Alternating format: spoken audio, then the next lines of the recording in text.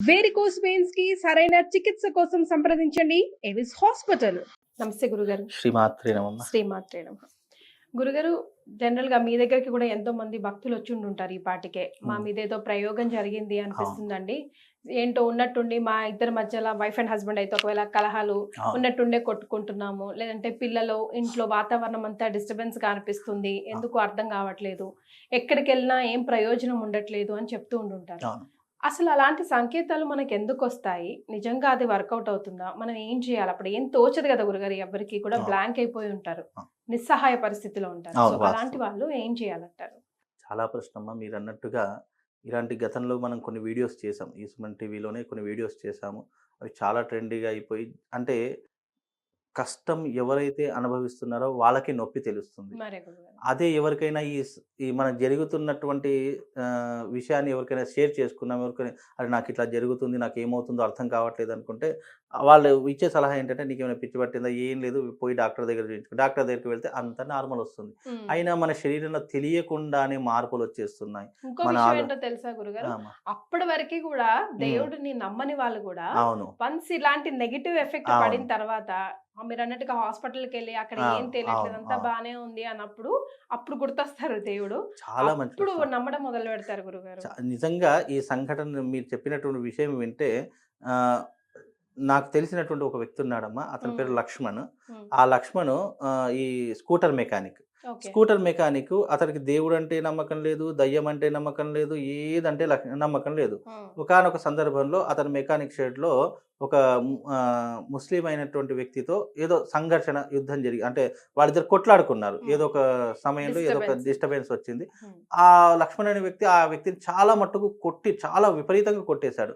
కొట్టేయడం తర్వాత అక్కడ చుట్టుపక్కల వాళ్ళేమన్నారంటే, "అరే! ఎందుకు నాయనా ఆయనతో పెట్టుకున్నావు? ఆయన లేనిపోని ప్రయోగాలు చేస్తాడట, అది చేస్తాడట, ఇది చేస్తాడట. అనవసరంగా ఆయనతో పెట్టుకున్నావంటే." అవన్నీ ఏం లేవు. అవన్నీ మనకు నమ్మకమే లేవు అనుకున్నాడాయన. హ్మ్. అంటే దేవుడు నమ్మకం లేదు, దయ్యం నమ్మకం అసలు ఆయనకి నమ్మకమే లేదు. అదేదో చిన్న స్కూటర్ మెకానిక్ ఆయన. హ్మ్. అలాంటి వ్యక్తి ఒకానొక సందర్భంలో అతను కొట్టిన తర్వాత ఒక 1 మంత్, 2 మంత్స్ గడిచిపోయింది. చాలా చక్కగా ఒక్కసారిగా అతని మీద ప్రయోగం జరిగిందమ్మా. హ్మ్. ఇలా ఉండే వ్యక్తి ఇలా అయిపోయాడు. ఓహ్! ఇప్పటికి ఉన్నాడు. ఇప్పటికి ఆ వ్యక్తి ఇక్కడే ఉన్నాడు.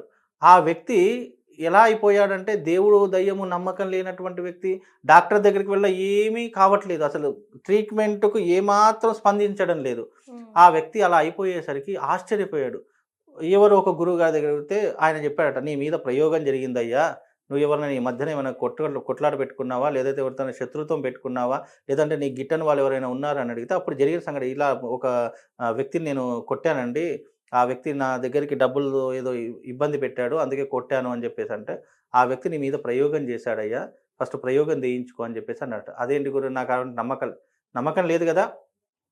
అప్పటికి, ఇప్పటికి నీ శరీరంలో ఏం మార్పొచ్చింది? నేనప్పుడు చాలా బలంగా ఉండేవాడిని గురుగారు. ఈ మధ్య కాలంలో నేను ఏదైనా లేపుదామన్నా గూడా నా ఒంట్లో శక్తి సరిపోవట్లేదు. నాకు సూదులతో గుచ్చినట్టుగా ఉంటుంది. లేదా హ్మ్. నాకు పడుకున్నప్పుడు పిచ్చి, పిచ్చి కలలు పడుతున్నాయి.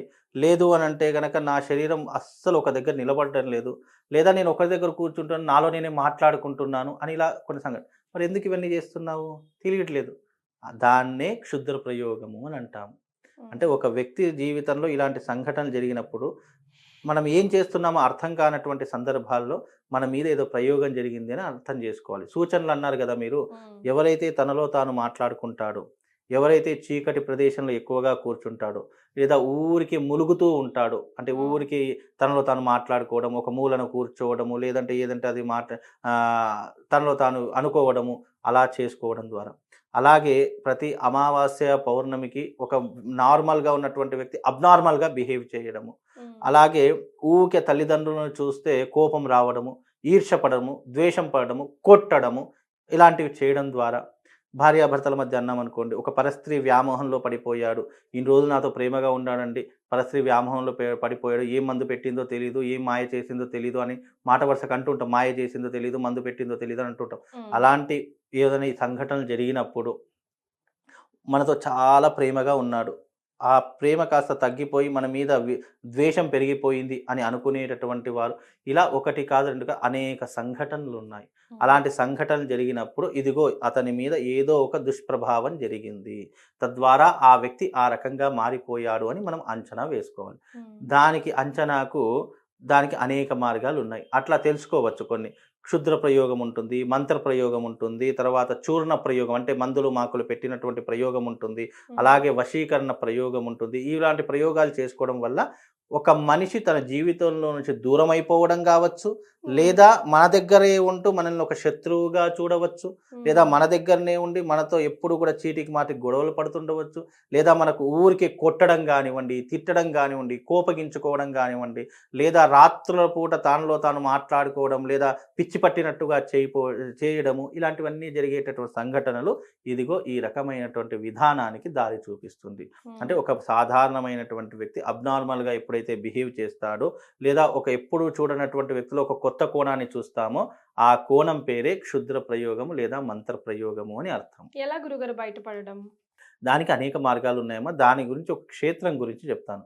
నిజంగా ఆ క్షేత్రంలో అడుగు పెడితే చాలు సగం దారిద్ర్యం తొలగిపోతుంది. అంటే అది ఇప్పటికి వరకు ఎవరికీ తెలీదు. అక్కడ అసలు జన సంచారమే లేదు. ఎవరు కూడా దాని గురించి ఈ మధ్య కాలంలో నేను వెళ్ళినప్పుడు మాత్రం గుర్తించాను. నేను ఈ మధ్య కాలం ధర్మపురి క్షేత్రానికి వెళ్ళాడు. ధర్మపురి క్షేత్రానికి వెళ్ళి అక్కడ లక్ష్మీనరసింహ స్వామి యొక్క పూజ చేసుకొని, అభిషేకం చేసుకొని తిరిగి వస్తుండగా మార్గ మధ్యంలో నాకు ఒక ఆశ్రమం కనిపించింది. చూస్తే 3 ఎకరాల పొలం అది. అంటే 3 ఎకరాల ల్యాండ్. 3 ఎకరాల పొలము, అక్కడ ఆశ్రమం రాసి ఉంది. అసలు జనసంచారమే లేదు, ఏమీ లేదు. సరే ఒకసారి వెళ్ళి చూద్దాము అని చెప్పేసి లోపలికి వెళ్ళా. అక్కడ ఒక చిన్న ఇళ్లలో ఒక దంపతులు ఉన్నారు. ఇద్దరు భార్య భర్త, ఒక కొడుకు కూతురు, ఏదో ఒక దంపతులు, ఒక 4-5 ఉన్నారు. అక్కడికి వెళ్ళి చూశాను. అక్కడ చూస్తే కనుక ఒక ఆంజనేయ స్వామి క్షేత్రం అది. ఆ ఆంజనేయ స్వామి క్షేత్రము చిన్న టెంపుల్, పెద్ద మనం అనుకున్నంత పెద్ద ఆశ్రమం ఉంటే ఏదో ఊహించుకునేటటువంటి చిన్న టెంపుల్. ఆ చిన్న టెంపుల్లో బుచ్చి ఆంజనేయ స్వామి. ఆంజనేయ స్వామి చూస్తే ఎంత ముద్దుగా ఉన్నాడంటే, అబ్బా చూస్తే అబ్బా ఆంజనేయ స్వామి అంటే ఆంజనేయ స్వామి అన్నట్టుగా ఉన్నాడు. చక్కగా ఆంజనేయ స్వామి చూశాను, కొంతసేపు చూశాను, చాలా బాగా అనిపించింది. అక్కడికి వెళ్ళి అడిగా, ఏంటంటే ఇక్కడ ఎవరు జనసంచారం లేదు అంటే, ఈ చాలామందికి దుష్టశక్తులు ఉన్నటువంటి వాళ్ళు ఇక్కడికి వచ్చేసేసి తమ యొక్క పీడను తొలగించుకుంటారయ్యా, అందుకే ఇక్కడ చాలా మటుకు ఎవరు రావట్లేదు అని అన్నాడు. అదేంటది మనము ఏదైనా బాధపడుతున్నామంటే భగవంతుని దగ్గరికి వెళ్ళి మనం దుష్టశక్తిని దూరం చేసుకుంటాము. అంటే అదొక పాజిటివ్ ఎనర్జీ కదా. చాలామంది అనుమానపడుతున్నారు. నిజంగా చెప్తున్నాను, మీరు మంచి కోసమైనా సరే, లేదా మీ మీద ఏదైనా చెడు ప్రయోగం జరిగిందైనా అన్నా సరే, ఒక్కసారి ఆ క్షేత్రంలో అడుగు పెడితే గనక మీకున్నటువంటి దుష్ట శక్తులను పూర్తిగా ఒక్క గదతో కొడితే ఎంత దూరం పడతాడో ఆ వ్యక్తి, అంత దూరం పడతాడండి. అంటే ఆ దుష్ట శక్తులను అట్లా లాగేస్తాడు భగవంతుడు. ఆ క్షేత్రంలో ఆయన ముందర కూర్చుండి, నిజంగా దుష్టశక్తి ప్రభావం ఉంటే ఆ క్షేత్రంలో అడుగు పెట్టలేడు. చాలా మట్టుకు నేను గమనించి, ఆయన వీడియోలు కూడా చూపించాడు. ఎవరైనా ప్రయోగం చేస్తున్నప్పుడు ఆ ఆలయంలో ఇట్లా అడుగు పెడితేనట కాళ్ళల్లో మంటలు, ఇట్లా మంటలు చెలరేగిపోయి ఆ గుడిలో అడుగు పెట్టలేకపోదు. మంటలు అంటే నిజంగా మంటలు కాదు, కానీ ఆ గుడిలో కాలంతా మంటలు ఎక్కిపోవడము, అసలు అక్కడ అడుగు పెడితే మొత్తం శరీరం అంతా కూడా వేడెక్కిపోవడము, సూదులతో గుచ్చడం శరీరం అంతా, 1000 సూదులు ఒక్కసారిగా శరీరంలో గుచ్చేది ఎంత మంటలు వేస్తుందో అలా మంటలు రేయడము, ఇలాంటివి జరిగేవట.